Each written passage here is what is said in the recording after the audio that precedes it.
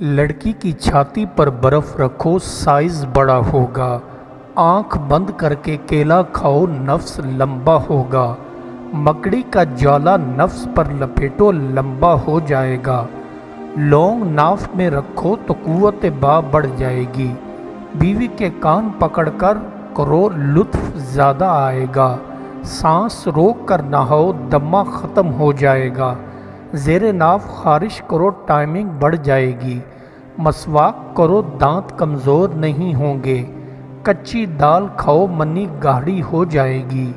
नफ्स पर बर्फ़ रखो टाइमिंग बढ़ जाएगी। मुंह में लहसुन रखो छाले ख़त्म होंगे। बीवी को गन्ने का रस पिलाओ जवान हो जाएगी। चंबेली का तेल लगाओ छाती टाइट रहेगी। खड़े होकर पेशाब करो तो कैंसर होगा। पानी पीकर घर से निकलो रिस्क बढ़ेगा। गंदुम के दाने चबाओ चर्बी कम होगी। ज़मीन पर बैठकर खाओ तो जवान रहोगे। सुरमा लगाकर सोओगे तो नज़र तेज़ हो जाएगी। सुरमा लगाकर जमा करोगे तो जुड़वां बच्चे होंगे। नाखन जेब में रखो तो दौलत आती रहेगी। कान के बाल पास रखो खुशखबरी मिलेगी। खाली पेट सो जाओ चर्बी पिघल जाएगी। लीमू का छिलका कान में रखो तो सुकून मिलेगा। बड़ा गोश्त सहन में रखो तो जिन्नात आएंगे। अदरक सहन में रखो तो बिच्छू नहीं आएंगे। दूध की मलाई खाओ बदन सफ़ेद हो जाएगा। गोबर को घर में रखो तो दौलत आ जाएगी।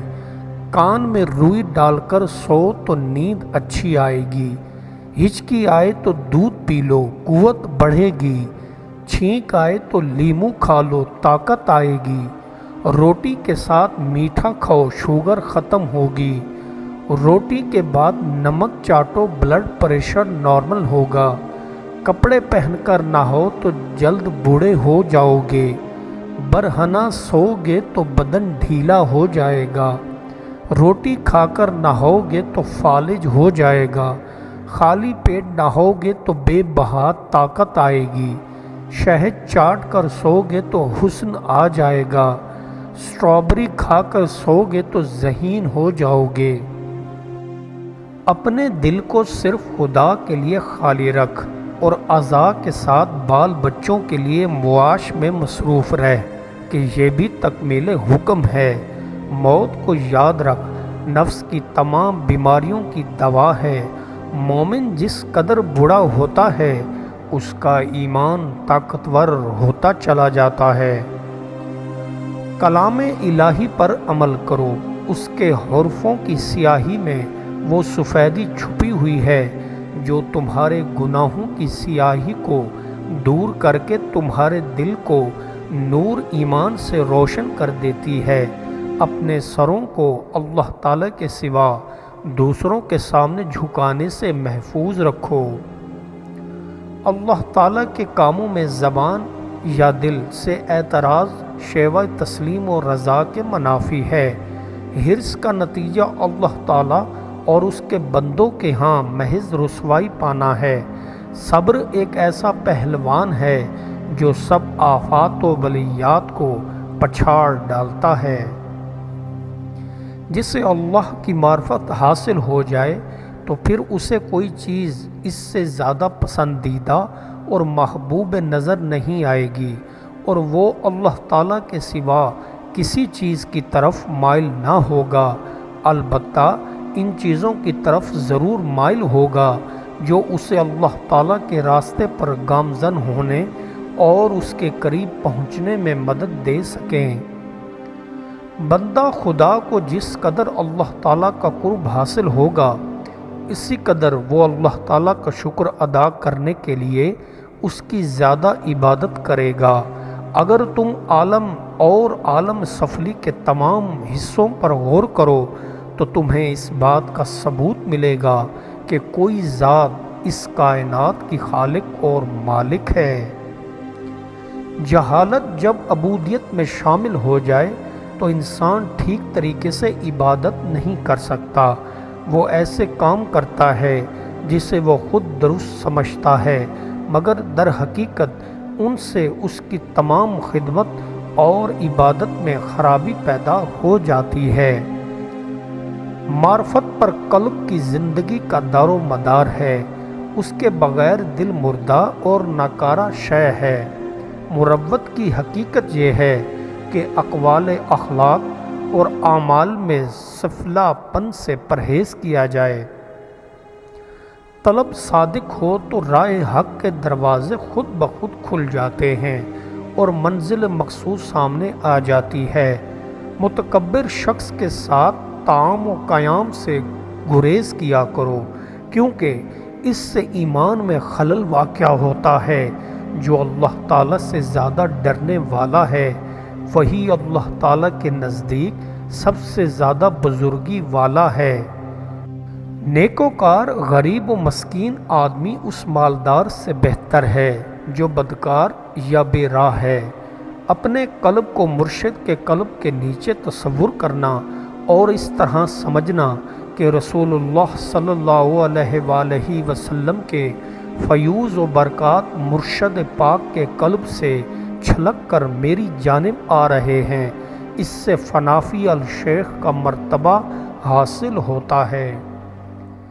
جو بندہ پسند کرتا ہے کہ اللہ تعالیٰ کی مملکت میں کوئی گناہ نہ کرے، وہ گویا پسند کرتا ہے کہ اللہ تعالیٰ کی مغفرت و رحمت ظاہر نہ ہو اور رسول اللہ صلی اللہ علیہ وآلہ وسلم کی شفاعت بھی ظاہر نہ ہو۔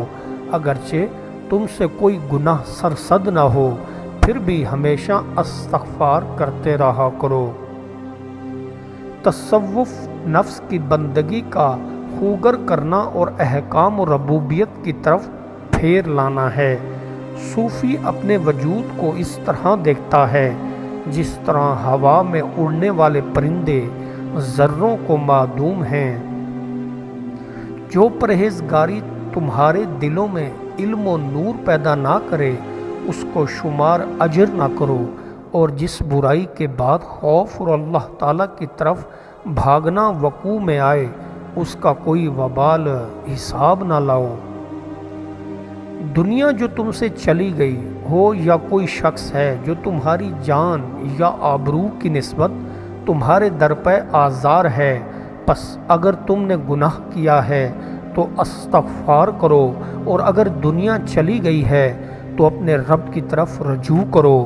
اگر تم پر ظلم کیا گیا ہے تو صبر کرو، اور اللہ تمہیں قبض کے سبب پر مطلع نہ فرمائے تو اجرائے احکام الہی کے تحت مقیم رہو، وہ چلتا پھرتا بادل ہے۔ دنیا کی شان و شوکت ایک تماشا ہے جو ناپائیدار ہے اور پانی کے بلبلا سے بھی کم تر وقت رکھتی ہے۔ دنیا کے تمام لوازمات عارضی ہیں۔ مومن کی شان نہیں ہے کہ اس پر اکتفا کر کے بیٹھا رہے۔ غریب پروری کو مقدم جان، کیونکہ یہی بات تمام عبادت کی جڑ ہوتی ہے۔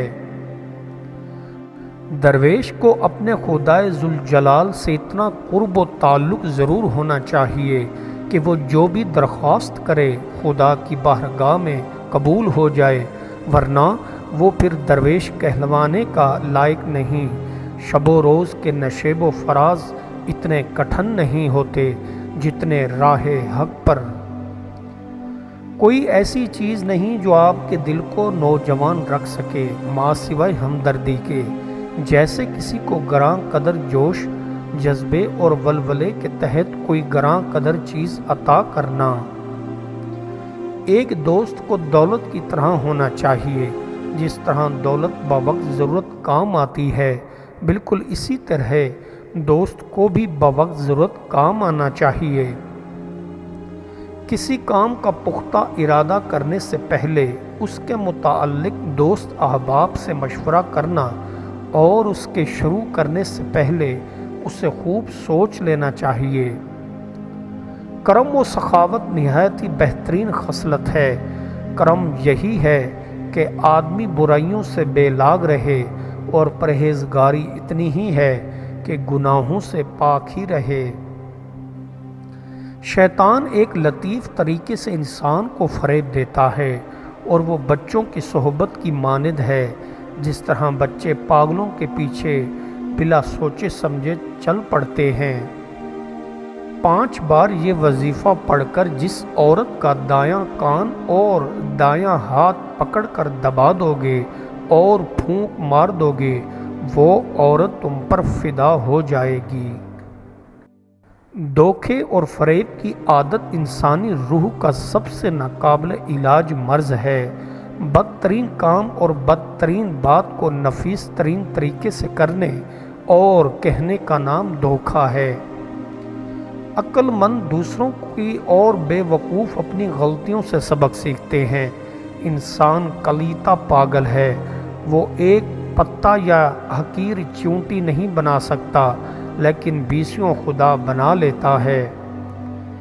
بہتر عمل، مہربان احساسات، مقدس سوچیں، یہ سب کچھ مذہب کی بنیاد ہیں۔ مذہب ہمیں ایسا جذبہ عطا کرتا ہے جس سے خوشی اور امید کی عکاسی ہوتی ہے۔ جس نے ماں باپ کا ادب کیا اور ماں باپ کا حکم مانا، وہ مکمل طور پر دیندار بن گیا۔ اللہ کو ماننے والا اور انسانوں کو نظر انداز کرنے والا جھوٹا ہے۔ کوئی عبادت ایسی نہیں ہے جس پر تقییدات نہ ہوں، مگر ذکر کے لیے کوئی قید نہیں ہے، اور اقصار جس قدر بھی ممکن ہے مطلوب ہے۔ انسان کو ہمیشہ انسان سے کام پڑتا ہے۔ سردی زیادہ ہو تو پڑوسی سے آگ مانگ لیتا ہے، حرارت لینے کے لیے سورج کے پاس نہیں جاتا۔ کینہ صرف ایک عیب نہیں بلکہ بہت سے گناہوں کا بیج ہے۔ جب غصہ نہیں نکلتا تو اس کا خمار دل میں بھرا رہتا ہے اور بات بڑھتی اور رنجیدگیاں پیدا ہوتی چلی جاتی ہیں۔